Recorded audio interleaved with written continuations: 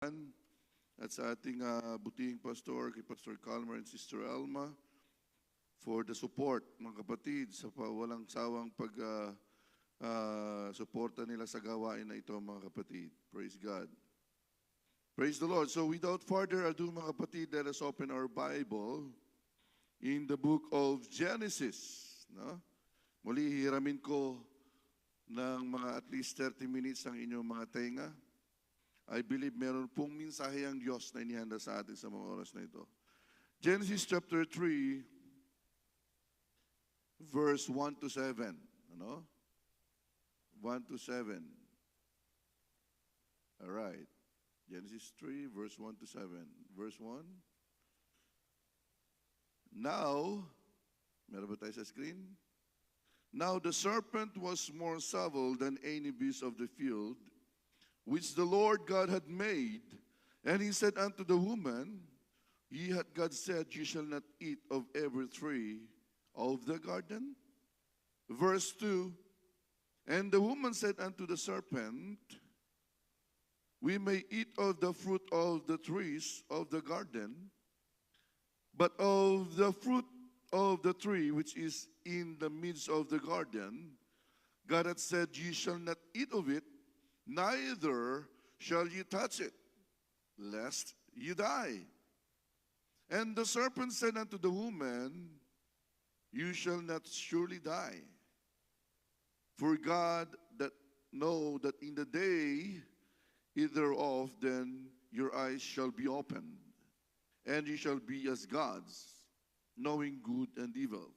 Verse 6, and when the woman saw the tree was good for food, and that it was pleasant to the eyes, and a tree to be desired to make one wise, she took of the fruit thereof, and did it, and gave also unto her husband with her, and he did eat. No? And verse 7, and the eyes of them both were opened, and they knew that they were naked. And they sewed fig leaves together and made themselves aprons. No? Nagtahi sila ng dahon ng igos at ginawa nilang aprons, no? Panakip. Parang na-mention natin ito sa GPR natin kagabi. Fresh na fresh pa ito. No? Praise God. So let us pray, mga kapatid. Lord Jesus, anoint the speaker and the hearer of your word, Lord God. Hallelujah. Let your word be penetrate to your people, to your believers, Lord Jesus. Hallelujah. And let your name be lifted up in this place, oh God, and release the spirit of revelation, love, and hope, and knowledge, oh God, this afternoon. Thank you once again, Lord. Minister to each and every one of us today. We give you all the glory, honor, and praise. In Jesus' name we pray. Amen. Praise God. Palakpakan natin ang Panginoon. Praise God. Maaari na po kayong maupo. Praise God. Salamat muli sa inyong presensya sa hapong ito. Ano? Praise God. And today I'm going to preach to you about the covering. Somebody say covering. Covering. No? Alam natin yan. Ano? Very familiar yung ating binasang scripture. Kahit nung elementary pa tayo, ito po ay dinadaanan na natin sa ating mga religious subject, no? And based on what we read, Adam and Eve disobeyed God's command and fell into sin. So, both of their eyes were opened, kapwa nabuksan ang kanilang mga mata, and they realized that they were naked. Nahiya po sila sa isa't isa. Kasi kapwa sila walang suot, walang saplot, no? At nagtago sila. So what they did was, they sewed fig leaves together and made themselves aprons. Somebody say aprons. Ano ba yung itsura ng aprons? What do you think the aprons looks like? Parang, how big is it? Ito lang yung, sa harap lang, yan ano? Maaring dito lang sa taas o sa baba, yung panakip na ginawa nilang dahon ng igos. No, maaaring, sabi ko nga, baka sila yung nagpauso ng damit na backless. Ano? Kasi ito lang, apron lang mga kapatid. So, at tumahinga sila ng dahon ng igos, they sewed fig leaves at ginawa nilang panakip sa kanilang katawan. At maaaring sila rin mga kapatid yung kauna-unahang mananahi sa Biblia. You know? Mananahi, the first owner of tailoring company sa panahon nila. Kasi noon lang natutong manahi, si Adam at Eve. So that was the very first that we heard in the Bible, mga kapatid. But here's the problem. Somebody say problem. No? Common na common yan, problem. Ang problema, mga kapatid, God rejected their covering. Their covering was not accepted. It was not accepted to God. Hindi katanggap-tanggap sa Diyos ang kanilang kasuotan. Ano? At, no, kasi nga, apron lang eh. So alam niyo na itsura nun, pag apron lang ang suot nila. So, the Bible says in Proverbs 14:12, there's a way that appears to be right, but in the end, it leads to death, mga kapatid. Sa Tagalog, may daan na tila matuwid sa isang tao, ngunit sa dulo niyaon ay mga daan ng kamatayan or kapahamakan, no? So akala ni Adam at Eve ay kaya nilang pagtakpan ang kanilang kasalanan sa pamamagitan ng pagtatahi ng dahon ng igos, no? Na ginawa nilang panakip sa kanilang katawan. They thought it would be easy to hide and to cover their sins away from God. They were wrong. Nagkamali sila, mga kapatid. And we cannot hide our sins to God. Hindi po natin kayang itago yung ating mga kasalanan. He knew everything about us, mga kapatid. He knew everything about you. Alam niya kung ano ang sekreto mo. Naniniwala po ba kayo? And don't forget that He is omniscient God. He is all-knowing God. Nababasa po ng Diyos ang laman ng puso at isip natin. So that could be one of the reasons why God rejected their covering. Now, in the same manner, it is also teaches us how to wear the clothes with modesty. No, ganun din yung itinuturo sa atin kung paano tayo manamit ng may kaayusan at kabanalan. Are you following me? I'm talking about dress code with holiness. Both men and women must be aware of how to dress properly and with modesty. Ano sabi ni Paul? Sabi ni Paul in 1 Timothy 2:9, I also want the women to dress modestly with decently and propriety, adorning themselves. Sa Tagalog, gayon din naman na ang mga babae ay magsigayak ng mainhing damit, may katimtiman at hinahon. Deuteronomy 22:5 states that a woman must not wear woman's clothing, for the Lord your God detests anyone who does this, mga batid. Ay ganun din sinasabi na ang mga babae huwag magsuot ng kasuotang panlalaki o ang mga lalaki ay kasuotang pambabae. Sino mang gumawa nito ay suklam kay Yahweh na inyong Diyos. So, wala na po tayo sa panahon ni Adam at Eve. No? Na para bang dahon lang yung suot. Branded nga, no? Banana Republic. Pero kasing laki lang din ng banana yung suot mo. No? Dahon banana. So, mga kapatid, sinasabi dito, Adam and Eve decided to disobey God. Nag-decide talaga silang hindi sundin ang Panginoon. No? And listen to this. So in the first place, they already knew the commandments of God that they shouldn't go closer to the forbidden fruit. But they choose to disobey God. Lumapit pa rin sila doon sa ipinagbabawal na puno. Bakit kaya ang tigas ng ulo ng tao, mga kapatid? Pagbawalan mo, lalong ginagawa. Pagsabihan mo, ikaw pa ang masama. Di ba? We cannot deny that we inherited their nature because of their stubbornness. Somebody say, ang tigas ng ulo ko. May pinagmanahan kasi. Sabihin mo, may pinagmanahan kasi. No? May pinagmanahan tayo kung bakit matigas yung ulo natin. So, Genesis 3:8-9, it says, and they heard the voice of the Lord God walking in the garden, and the cool of the day, and Adam and his wife and themselves from the presence, hid themselves from the presence of the Lord God amongst the trees of the garden. And the Lord God called unto Adam, and said unto him, where art thou? Where are you? Do you know what was the first God's question in the Bible? Alam niyo po ba ang unang-unang tanong ng Diyos sa Biblia? Where are you? Nung nagkasala si Adam at Eve, ang unang tanong ng Diyos, where are you? Actually, ang unang hinahanap niya si Adan. They hid themselves from the presence of the Lord.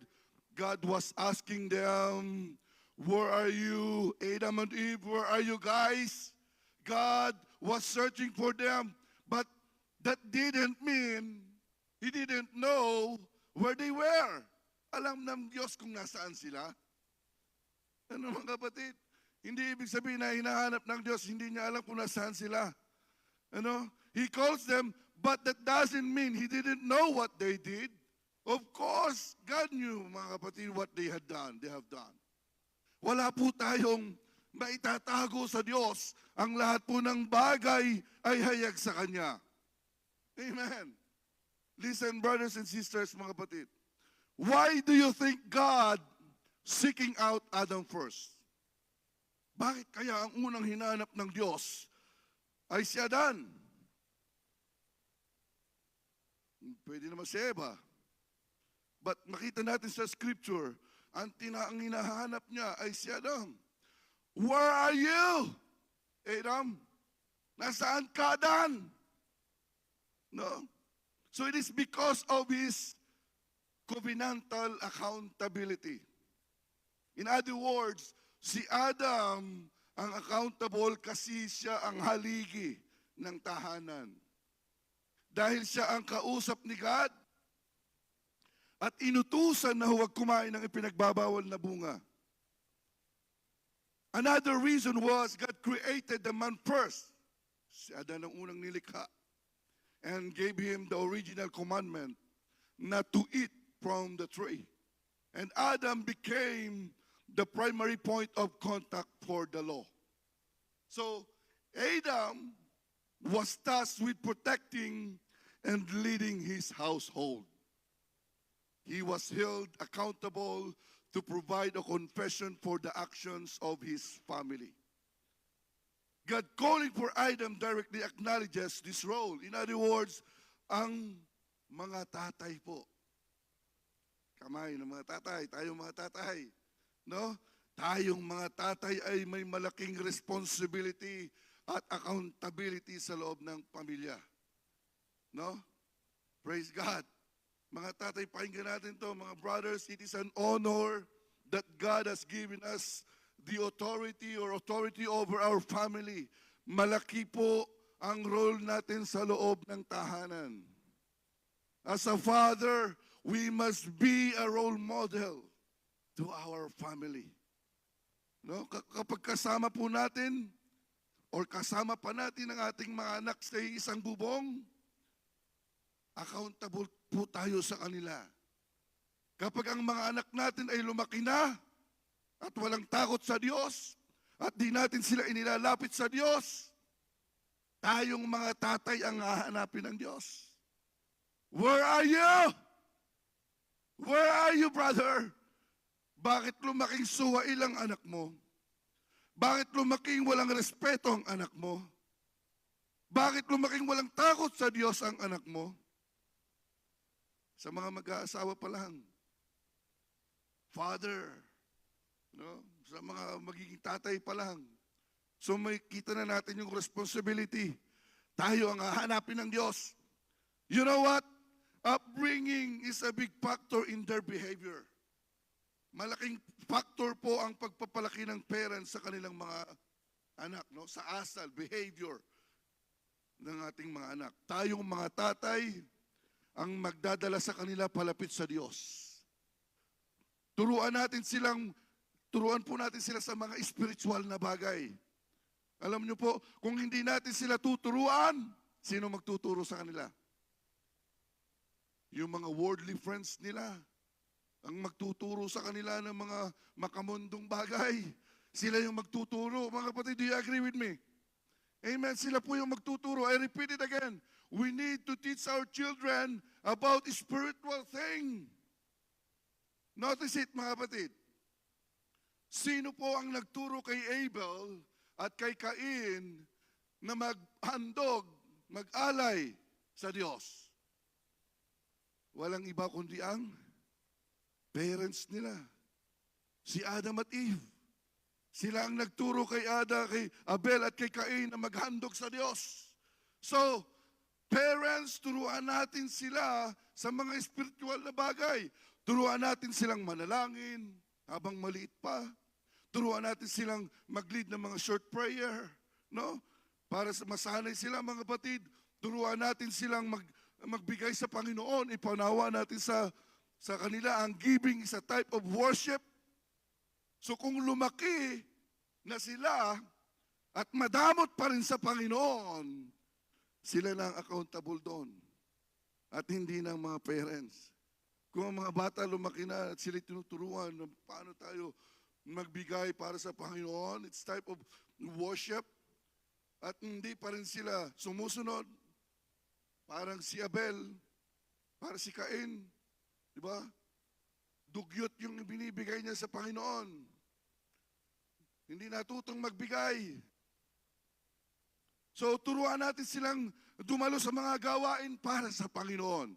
Dalhin natin sila sa church every Sunday. Yan. Baka yung parents pa ang hihilahin ng anak. Nay, tay, simba tayo. Di ba? Nakakaya naman sa Diyos. Sabihin ni Lord, where are you? Where are you? Tatay, nasaan ka? Bakit inilalayo mo sa akin ang pamilya mo? Ilapit mo ang pamilya mo sa akin. Amen. That's the Rhema word, mga kapatid. Rhema word sa atin. Salita ito ng Panginoon. No? Salita ito ng Panginoon. Mga mamis, pray and support your husband. Not all the time, malakas kami spiritually. Pagkita nyo tahimik yung tatay, pag-pray nyo, kami mga tatay, minsan sinasarili na lang yung problema. But you have to pray for us. Kailangan namin ng inyong panalangin. Kahit tulog si tatay, si husband, lay hands. Pray for them. Pray for your husband, mga kapatid.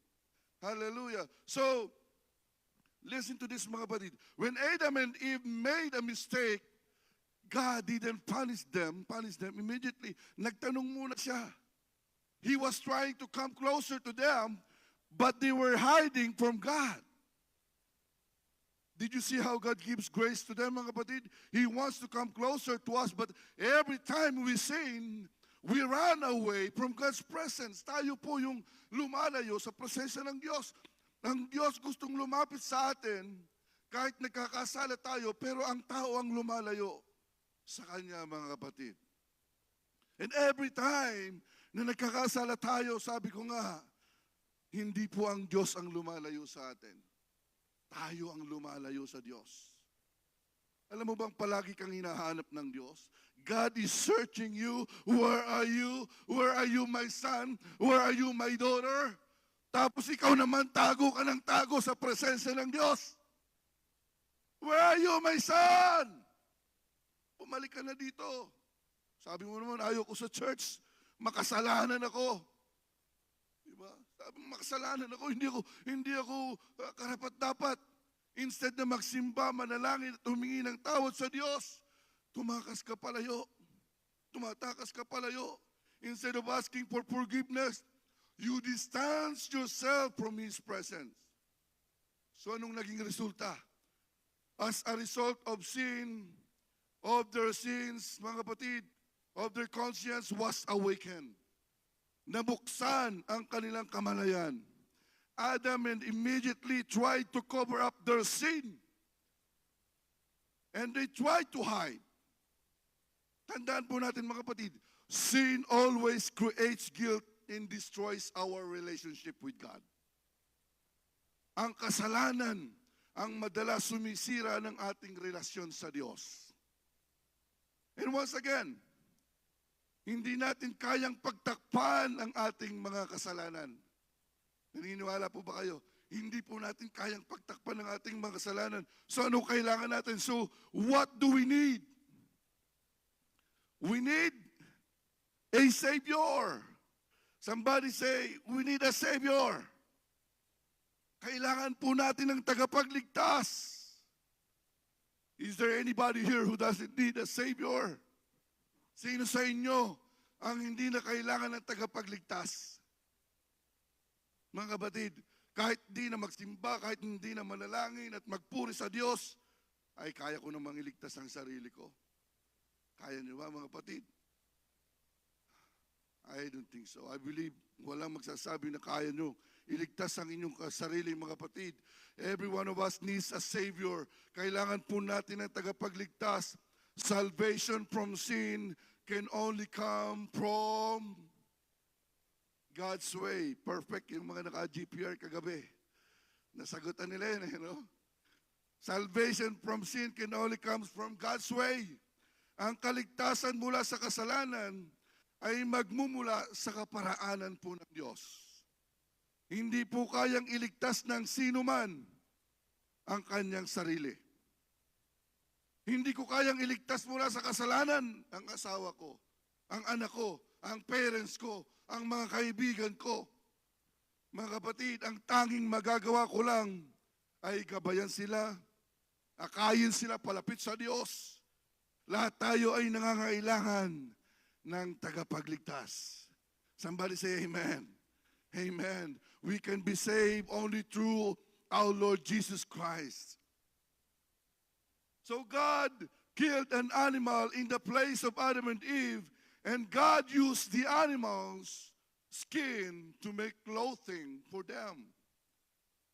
Tingnan nyo kung gaano kabuti ang Diyos nating pinaglilingkuran, mga kapatid. Looks how good the God that we serve is, mga kapatid. Genesis 3:21. Also for Adam and his wife, the Lord God made tunics of skin and clothed them.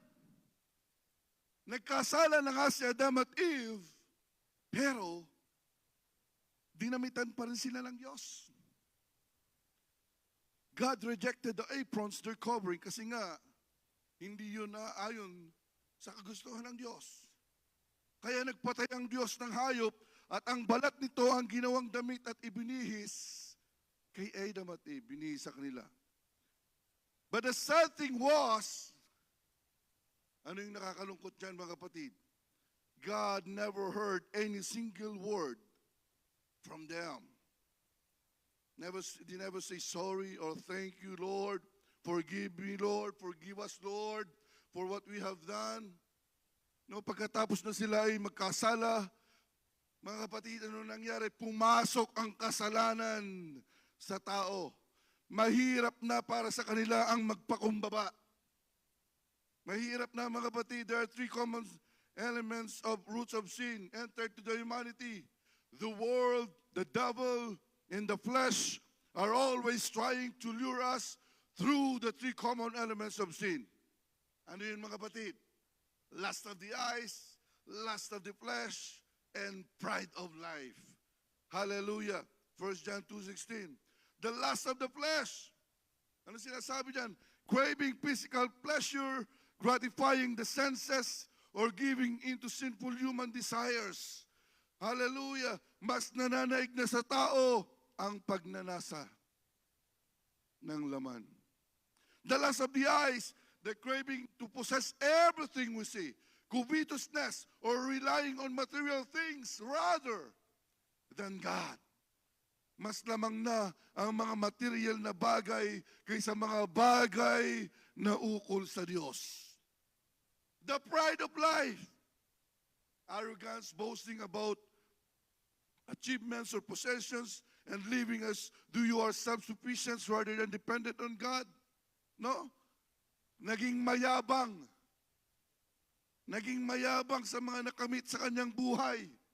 At inaangkin na dahil sa kanyang talino, sa kanyang lakas, kung bakit ako mayaman ngayon, kung bakit successful ang business ko ngayon, ay dahil sa aking lakas. Nagkaroon ng iyabang sa katawan, mga kapatid. Hindi na kinilala ang Diyos na siyang dahilan ng kanyang pagpapala, estado sa buhay. So was it sound familiar, mga kapatid? Noong pumasok na ang kasalanan sa tao, ang tao ay naging mayabang. Hindi na nawawala ng fried chicken sa katawan. Hindi na nawawala ng fried chicken sa katawan. Hallelujah. Mga pagnanasa, fleshly desire, self-sufficient, nakarely ka na lang sa lakas at kakayahan mo at hindi ka na nagdedepende sa Diyos.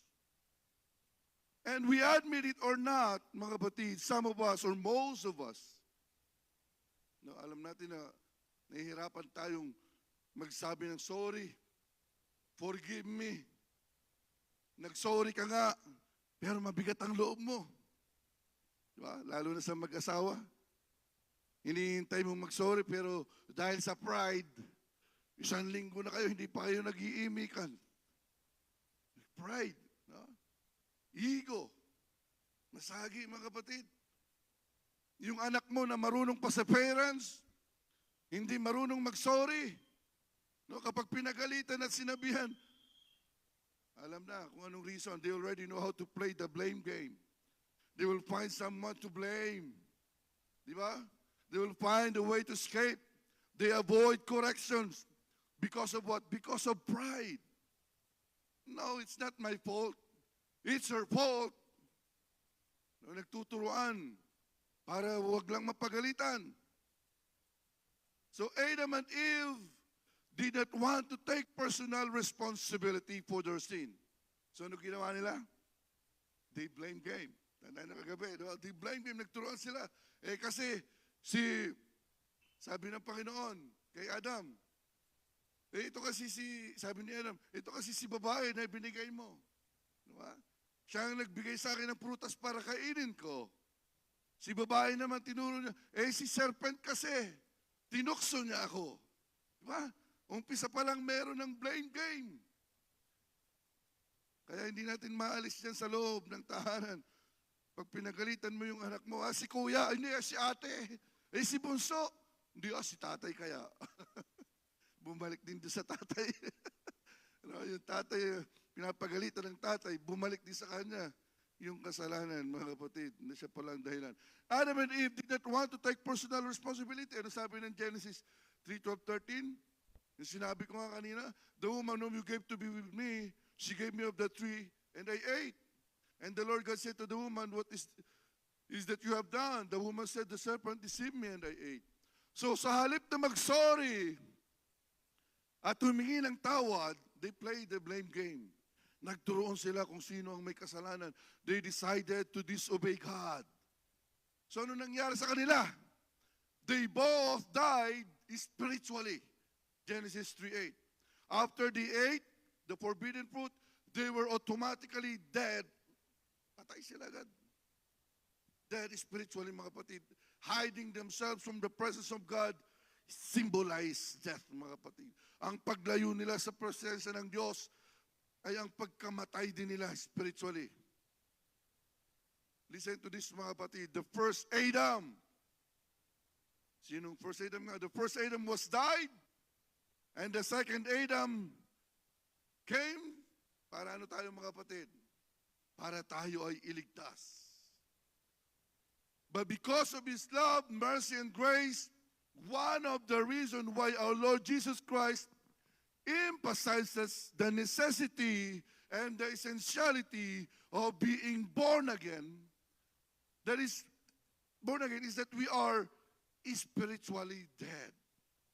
Kaya binibigyang emphasize ng Panginoon na kinakailangan tayong ipanganak na muli sa tubig at sa Espiritu para tayo'y muling mabuhay. Kasi patay tayo spiritually, mga kapatid. When Jesus said, Verily, truly I tell you, unless a man be born of water and of Spirit, you cannot enter into the kingdom of God. It is not optional. It is mandatory. We are commanded to be born again. Ipinag-uutos po ng Diyos na tayo ipanganak sa tubig. To be born of water and of Spirit makes us alive. Make us alive again, mga kapatid. Kasama tayong binuhay ng Diyos matapos na tayo ay mga ipanganak sa tubig at Espiritu. Di ba kayo masaya doon, mga kapatid? Palakpakan natin ang Panginoon, mga kapatid. Hallelujah. Through baptism, we are dead to sin, but become alive in Christ again, mga kapatid. Nabuhay tayong muli dahil sa pagsunod natin sa Panginoon. Romans 6:4, therefore we are buried with Him by baptism into death, that like as Christ was raised up from the dead by the glory of the Father, even so we also should walk in the newness of life. Are you following me, mga kapatid? But here's the important thing that you need to know. Kung ano ang tumubo sa kasalanan ni Adam at Eve. And guess what? Anong tumubo sa kasalanan ni Adam at Eve? What was the thing that was redeemed for them? Was it the animal skin or blood? The blood. The blood, mga kapatid. Amen. When God killed an animal, the shedding of its blood provided a covering for Adam and Eve. Their body had covered not only from the animal skin, but their spirit and soul was covered by the blood of the sacrificial animal. So tanda natin, mga kapatid, God's way has always required the shedding of innocent blood. God instituted a substitution system. Sa halip na po si Adam at Eve ang mamatay, God provides an animal as a substitute for their life. The blood was shed, foreshadowing Jesus as the Lamb of God. Hebrews 9:22. Ano sinasabi diyan? Hebrews 9:22. And according to the law, almost all things are purified with blood, and without shedding of blood, there is no remission. Mga kapatid, without shedding of blood, there is no remission. Ano? There's a power in the blood. There's protection in the blood. There's a life in the blood. There's a salvation in the blood. Amen. Hallelujah. There's a salvation in the blood of our Lord Jesus Christ. So Jesus was the ultimate blood sacrifice for us. That, sabi niya, knowing that you were not redeemed with corruptible things like silver or gold from your aimless conduct received by tradition from your fathers, but with the precious blood of Christ, as of a lamb without blemish and without spot, mga kapatid. Hallelujah. Hallelujah. Have you noticed it? The significance of the shedding of blood. God has used it since the beginning of humanity. Sa umpisa pa lang, ginagamit na ng Diyos ang blood. Adam and Eve were saved by shedding the blood of an animal.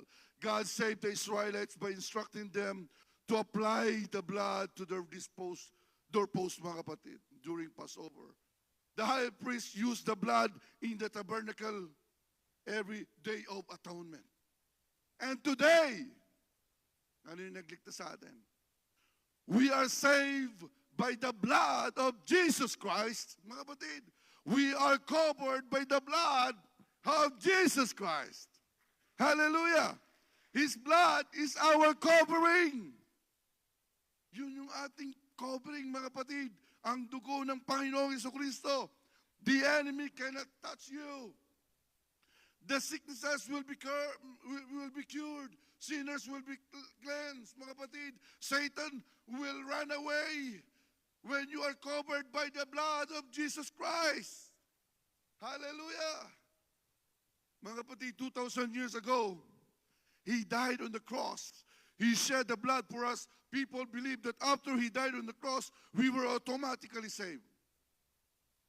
But they were wrong. Mali sila, mga kapatid. He died on the cross, but that doesn't mean you are ever saved automatically. Ever saved automatically. We need to understand the proper application of His death, burial, and resurrection, which we call the gospel. In the Old Testament, every day of atonement, they killed an animal as sacrifice offered to God. And then, they did same thing the following year. Pero, nung dumating na po ang Panginoon, Jesus Christ is the Lamb of God. Sacrificial lambs are no longer required in our day, as God Himself became the ultimate living sacrifice for the sins of humanity. And we need to understand that the blood of Jesus Christ was applied to us after mga kapatid? Water baptism. We are covered by His blood. You know, here's the proper application of the gospel of Christ. Through the water baptism in Jesus' name. Somebody say, the purpose of baptism. Unawain natin mga kapatid, the purpose of baptism. Kinakailangan natin maunawaan ito. The purpose of baptism in Jesus' name. Remember the abbreviation, WARPS. Tandaan nyo lang yan. WARPS, washing away your sins. Acts 22:16. Water baptism cleanses your sins. Lahat tayo nabaptize na dito, no? Unawain nyo kung bakit kayo nabaptize. Para matiyak nyo na tama ang pagsunod natin sa kalooban ng Diyos. Applied the blood of Jesus Christ. Matthew 26:28, water baptism is the application of His blood. Kung sa Old Testament, dugo ng hayop ang ina-apply, no, para sila'y maligtas sa panahon natin. Water baptism, mga kapatid, kapag ikaw ay inilubog sa tubig, na-apply sa iyo ang dugo ng Panginoong Jesucristo. No? Remission of sins. Water baptism is for blotting out our sins. That's the purpose of water baptism. After your repentance, kasamang namatay sa krus ang ating mga kasalanan at tayo'y mabubuhay muli kasama niya. No? Remissions of sins, mga kapatid. And next is what? P. P stands for put us in covenant with God. Water baptism is a type of agreement with God. Unawain natin ito, mga kapatid. Pagkatapos na tayo ay mabautismuhan, nagkaroon tayo ng pakikipagtipanan sa Diyos. Nakipag-isa tayo sa Panginoong Jesus. You are now belongs to Christ. Mga kapatid, you are now belongs to His church. And remember the church? Anong church? Ang church ay kanyang bride. The church, remember, the church is His bride. Tayo, as a church, kanyang bride tayo, mga kapatid. At sa kanyang pagbabalik, di ba, sinasabi ng Revelation, sasalubungin niya ang kanyang bride. Bride. We as the church, we are His bride. So dapat di masira yung covenant, yung pakikipagtipan natin sa Panginoon. So ang water baptism is a covenant with God. Agreement. Ikinasal tayo sa Panginoon. Huwag tayong mga ngaliwa. Di ba? Huwag tayong hanap ng iba kasi tayo yung pinakasalan ng Panginoon. We are His bride. Kaya yung purpose ng baptism, isa yan. Sa dahilan, mga kapatid, isa yan. Sa purpose. Ang tayo ay magkaroon ng covenant sa Panginoon. And last, nagligtas sa atin, saves us. Water baptism now saves us. 1 Peter 3:21, The like figure whereunto even baptism doth also now saves us, not putting away of the filth of the flesh, but the answer of a good conscience toward God by the resurrection of Jesus Christ. Hallelujah. I'm going to close this message, mga kapatid, with faith and praying that you would understand the revelation and rhema word from the Lord. Brothers and sisters, remember, God rejected Adam and Eve's covering. They thought they can cover their sins by their own works, but it's not acceptable to God, mga kapatid. So what was the lesson? Hello, mga kapatid. What was the lesson we can learn from them? Remember, salvation only comes from God's way, not in man's way.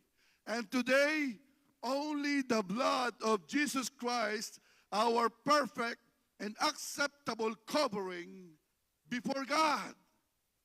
Amen. By obeying Acts 2:38, we are fully covered by His blood. Galatians 3:27, sapagkat ang lahat na sa inyo ay binautismuhan kay Kristo, ay ibinihis si Kristo.